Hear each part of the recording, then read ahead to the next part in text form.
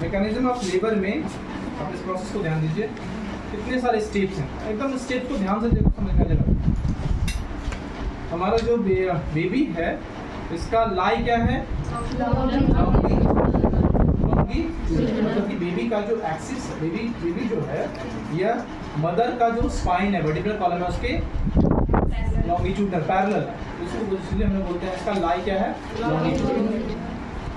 Presentation is vertex, presenting part is presentation is cephalic, presenting part is vertex. उसके बाद denominator is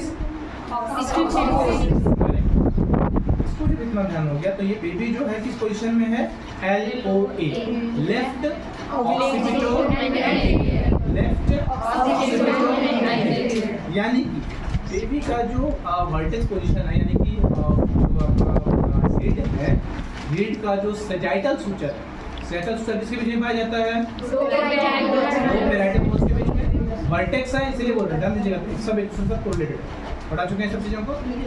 जो sagittal suture है वह पैक्टिनियल eminence के सामने, ठीक है, LOA के पोजीशन में जो बेबी का जो सैजिटल सूचर है वह इलियोपैक्टिनियल एमिनेंस के सामने में, और यह कौन से डायमीटर में पाया जाता है,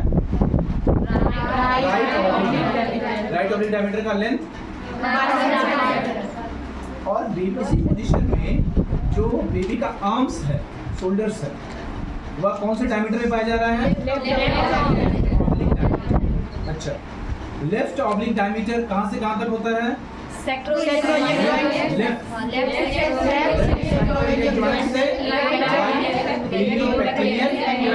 वेरी गुड। इसका भी लेंथ कितना हुआ, सबसे फर्स्ट प्रोसेस क्या होता है, descent, descent is the supine contraction, muscle का पावर, या 3 P बताए थे आपको, इस पावर से यह डिसेंट कंटिन्यूअस हो जाएगा। डिसेंट जब कंटिन्यू होगा तो ये डाउन डाउन डाउन डाउन नीचे होते जाएगा, फिर क्या हो जाएगा, हेड, अगर वर्टेक्स प्रेजेंटेशन है, हेड क्या हो जाता है, इंगेज। जब एंगेजमेंट वर्ड इस्तेमाल करेंगे तो यह एंगेजमेंट फर्स्ट स्टेज में भी स्टार्ट होता है और एंगेजमेंट जब हो जाएगा इसका मतलब यह जो है नीचे अब पूरी तरीके से आ चुका है, सर्विक्स में हेड तक आ चुका है, पेल्विक फ्लोर तक यह आ चुका है। यहाँ तक हो जाने के बाद फिर होता है क्या, फ्लेक्शन। जब पेल्विक फ्लोर को टच किया, पेल्विक फ्लोर को टच किया, तो अभी इसको जाने का रास्ता है नहीं, ये क्या करता है, सर फ्लेक्स कर जाता है, पूरा जो है यह डाउन फ्लेक्स कर जाता है, डाउन फ्लेक्शन। अब क्या होगा, फ्लेक्शन के बाद इसको क्या करना है, बाहर निकलना है, बेबी को क्या करना है, बाहर निकलना है। तो फ्लेक्शन के बाद ये जो हेड है, हेड जो है यह इस पोजीशन में है, यह 1/8 टर्न करता है ताकि सिम्फाइसिस प्यूबिस के पीछे आ सके। इसको बोलते हैं इंटरनल रोटेशन ऑफ हेड। क्या बोलते हैं, इंटरनल रोटेशन ऑफ हेड। इसके पीछे आ गया, सिम्फाइसिस प्यूबिस के पीछे आ गया, इसको हम लोग बोलते हैं इंटरनल रोटेशन ऑफ हेड। अब इसको धीरे धीरे स्लाइड करते करते डिसेंट हो रहा है, यूट्राइन कॉन्ट्रैक्शन होते जा रहा है, किसके नीचे आ गया, सिम्फाइसिस प्यूबिस के नीचे आ गया। इसको हम लोग क्या बोलते हैं, क्राउनिंग। क्या बोलते हैं, क्राउनिंग। जब ये क्राउनिंग में आ गया, और जब ये क्राउनिंग में जब हुआ यानी कि सिम्फाइसिस प्यूबिस के नीचे आया, तब इसमें जो है यह सब प्यूबिक आर्च के नीचे आ गया। अब इसका बैकवर्ड मूवमेंट पॉसिबल नहीं है। अब एक बार बाहर निकलना है तो बाहर निकलना, अब ये बैकवर्ड मूवमेंट नहीं हो।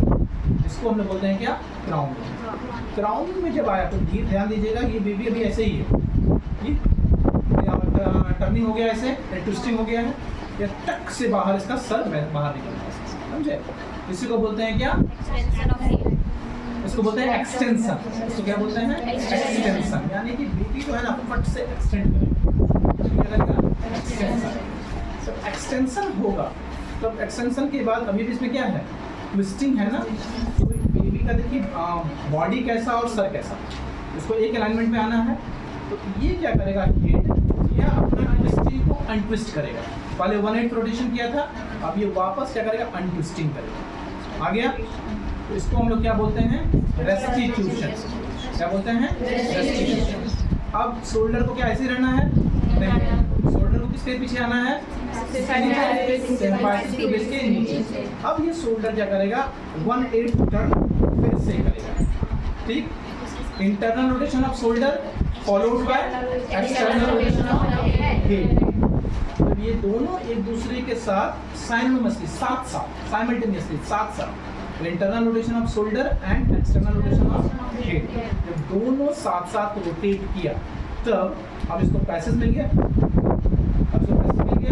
अब क्या होगा? जो शोल्डर है वह सिम्फाइसिस प्यूबिस के नीचे आ गया और लैटरल फ्लैक्शन। अब क्या होगा? Lateral flexion. वह धीरे धीरे फ्लैक्शन के कारण पहले एंटीरियर शोल्डर और देन पोस्टीरियर शोल्डर के थ्रू बेबी जो है बाहर निकल। यही होता है मैकेनिज्म ऑफ क्लियर हुआ?